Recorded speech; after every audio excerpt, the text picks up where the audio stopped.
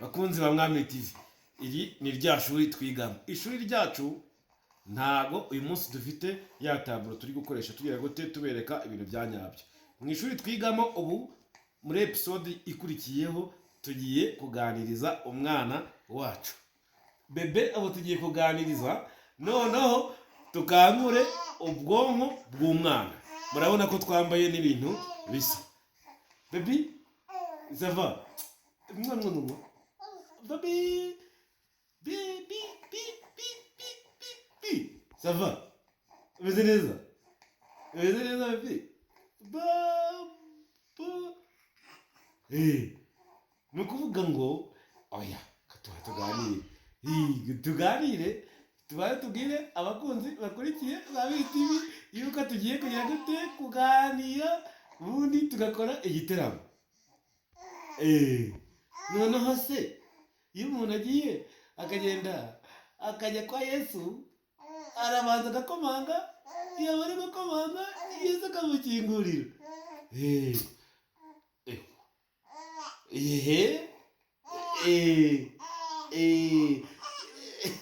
None se warabibonye? Warabibonye ubundi uranasimbuka. Baby, tugiye kuririmba akaririmbo kavuga ngo 1 2 3 1 2 3 matsoryo. Noneho ba bantu bari kumwe na Yesu bari bangahe? Za nanga za Yesu zari zingahe? Zari 10 n'ebyiri. Yego. Zari 10 n'ebyiri. Bakunzi ba Mwami TV, murabona ishuri twigamo twebwe ntago dusibiza. Niba ushaka kwicara mu ishuri ryacu icara twigane. Ntabwo tuzagusimbiza, twebwe buri gihe turimura. Ibi ishuri ryacu nakagira gute? Ndakagaruka be. Murabona ko mu bebe ubwo bwe tugiye gute? Turabukanguye bebe bakangutse bari batsinziriye none ubona tugiye kuvuza ubuguyiguyi.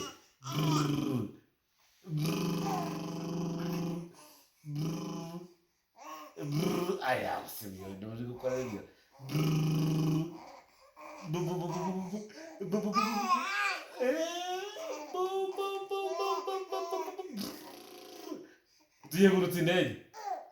Tugurutse intege. Baby, oya papa akunda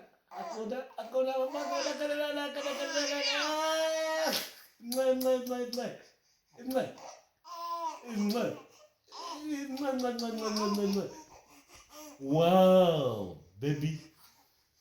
Niba ukunda Mwami TV ukaba utagira umushiha utagira umunabi, dukore subscribe ubundi ishuri ryacu ntago twimura nta nubwo dusibiza, we nturagira ikibazo. Ubundi ukomeze kubana natwe twiryohere baby. Wow.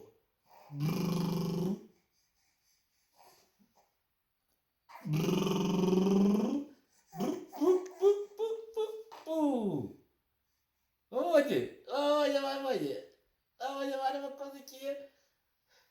Muri kubona ko ari kuhabwira ngo mukore subscribe.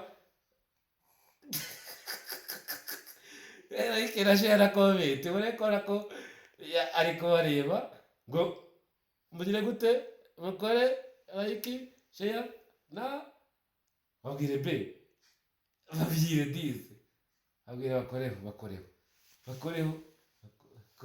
yakukazogera hariya kukazogera bakoreho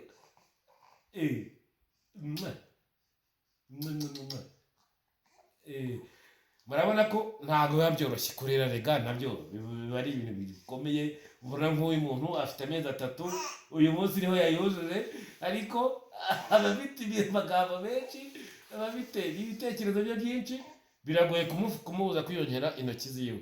Bebe yikundira intoki. Bebe ukunda intoki. Tugiye kubyinira abantu bacu badukunda.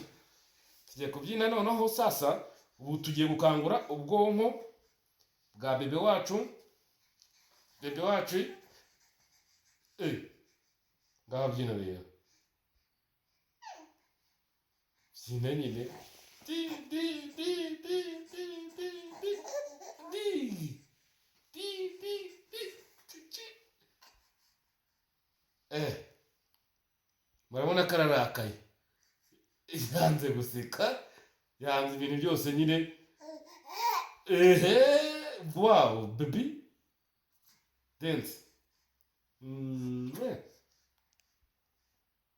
Anako tikumwe n'akabebe, ubwonko bw'umubebe tugiye gute turabukanguye, bebe wacu uba arishimye, ariko ubona ko ari kumwe na papa.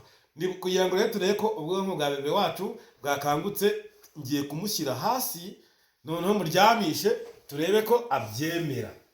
Baby wowe ugiye kuryama. Bye, tagiye. Bye. Ntabwo hashira akanya gatoya utarize, sibyo? Tagiye nutarira uraba urakana kana keza. Bye.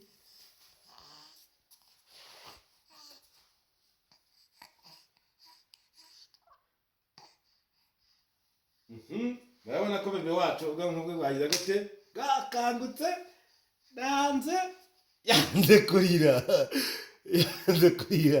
Naye ndi hafi. Ntago nagusiga.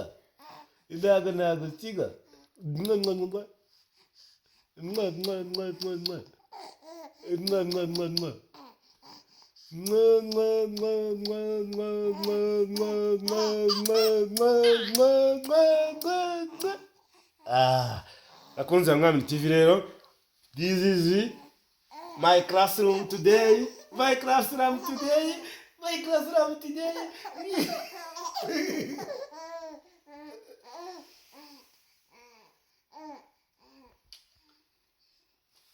Ubwo ngubwo ko ibintu dukora urabona ko nta kazi gakomeye.